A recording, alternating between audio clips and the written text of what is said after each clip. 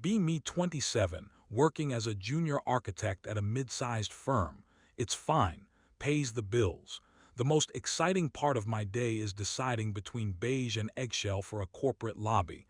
Life is stable, predictable, a little boring if I'm being honest. My last relationship ended a year ago. It was one of those slow fade breakups. No big drama, just a quiet fizzle. We were comfortable, but comfort isn't the same as happiness. So now it's just me, my cat, and a stack of unread books. Enter Isabel. She's a new client liaison from a big developer we just partnered with. First time I see her is in a Monday morning meeting. She walks in and the whole room kind of shifts. She's not a supermodel, not in the traditional sense, but she has this energy. Sharp, confident, with eyes that seem to see right through you. She's wearing a perfectly tailored suit, but there's a subtle smirk on her face that says she's not just another corporate drone. Our boss, a well-meaning but perpetually flustered guy named Peterson, is practically bowing to her. She introduces herself, her voice is smooth and controlled but with a hint of something playful underneath. Throughout the meeting, I notice her watching everyone, not just listening but analyzing, gauging reactions, finding the weak spots. It's fascinating and a little terrifying. The next day she calls me directly, skips my project manager, goes right to me. Hey, it's Isabel. I need a revised elevation for the West Wing. Can you get it to me by end of day? My project manager had set the deadline for Wednesday. This is the first test. I don't know it's a test yet, but my gut tightens. I could say yes and kill myself to get it done. I could say no and look uncooperative. Instead, I take a breath. I can get you a preliminary sketch by EOD, I say. But for the fully rendered elevation, I'll need until tomorrow afternoon to ensure it's up to our standards. Rushing it would be a disservice to the project. Silence on the other end, for a solid 10 seconds. I can practically hear her processing my response. Then a low chuckle.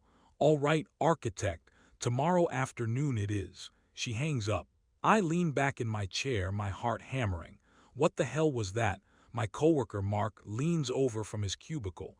Dude, you just got Isab held. What? That's her thing.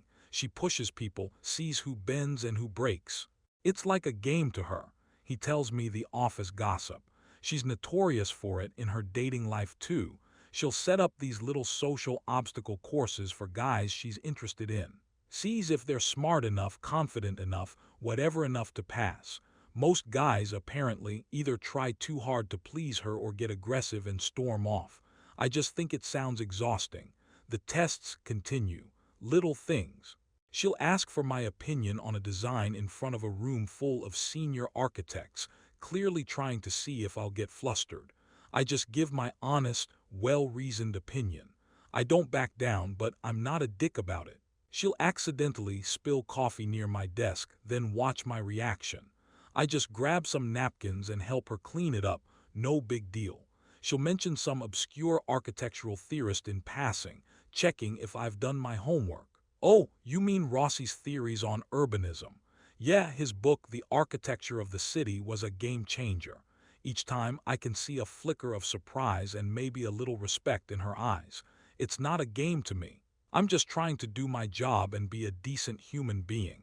But I'm starting to realize that to her, this is the whole point. Things escalate one Friday evening. We're the last two in the office, wrapping up a big presentation for the next day. It's quiet, just the hum of the servers and the distant sound of traffic. You know, she says, leaning against my desk, you're different from the other guys I work with. I keep my eyes on my screen, putting the finishing touches on a render. How so? They're all so predictable. They either suck up or they get defensive. You don't do either. I finally look at her. The office lights are low, and for the first time, the corporate armor seems to have a few cracks. Maybe I'm just not playing, I say. That smirk is back. Everyone's playing architect. You're just pretending you're not. She's closer now. I can smell her perfume, something subtle and expensive. My friends and I are going for drinks at The Alchemist. You should come. This feels like the final boss level, the ultimate test. Meet the friends. My tired, introverted brain is screaming at me to go home, order a pizza, and watch a documentary about concrete. But another part of me, the part that's been dormant for the past year, is curious. What would happen if I went? Okay, I hear myself say. Let me just finish this up. Her smile is triumphant. I'll wait. The Alchemist is exactly the kind of place I expected. Loud, trendy, and filled with people who look like they have more money than problems. Her friends are just as sharp and intimidating as she is. There's a lawyer, a gallery owner, and a woman who works in finance. They swarm me like a pack of well-dressed wolves. The interrogation begins, thinly veiled as casual conversation.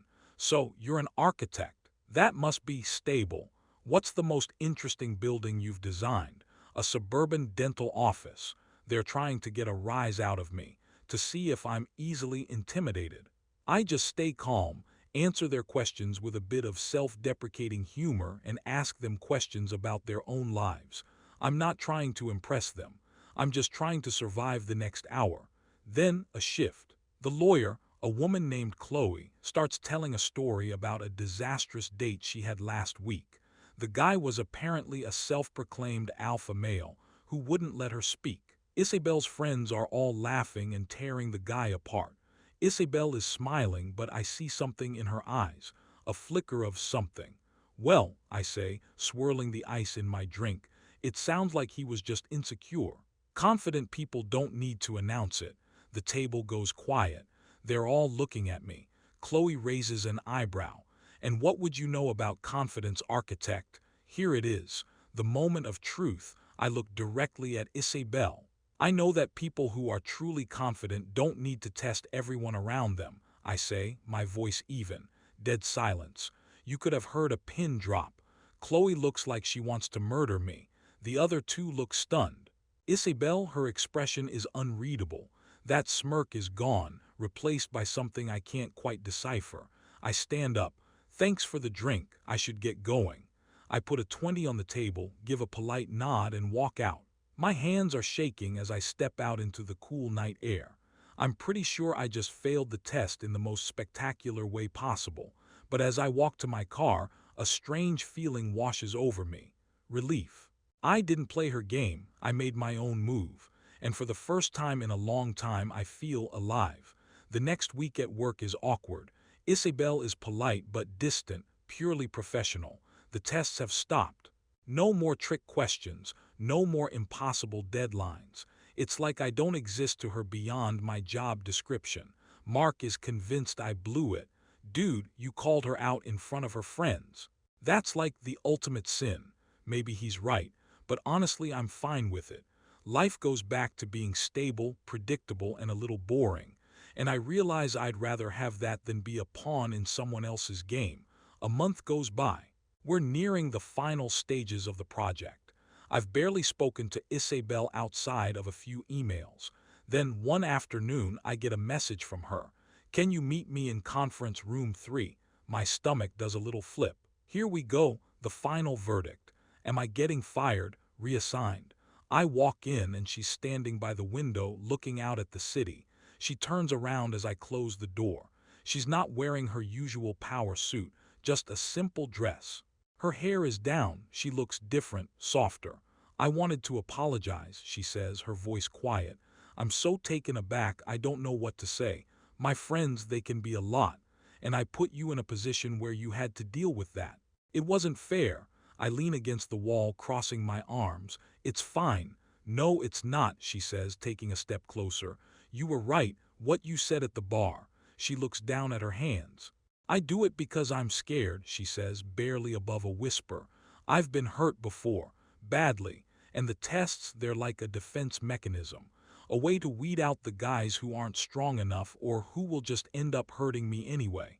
For the first time, I see past the confident, intimidating facade. I see a woman who's just trying to protect herself, and I understand. So you build walls and see who's willing to climb them, I say. She looks up and her eyes are glistening. She nods. The problem is, I continue, my voice gentle, you might be keeping out the very people you're hoping to find. The ones who aren't interested in climbing walls but in finding the door. She's silent for a long time, just looking at me. That analytical gaze is gone. It's been replaced by something raw and vulnerable. No one's ever said that to me before, she says. Maybe no one's ever passed your tests by refusing to take them, I reply. A small smile plays on her lips. Maybe not. We stand there in silence for another moment, the unspoken tension hanging in the air. For what it's worth, I say, I think the person underneath all that armor is probably pretty great. Her smile widens, and it's the first genuine, unguarded smile I've ever seen from her. It lights up the whole room. I'd like to find out, she says. If you're willing to. I feel a smile of my own spreading across my face.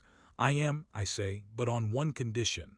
What's that? No more tests, she laughs, a real heartfelt laugh.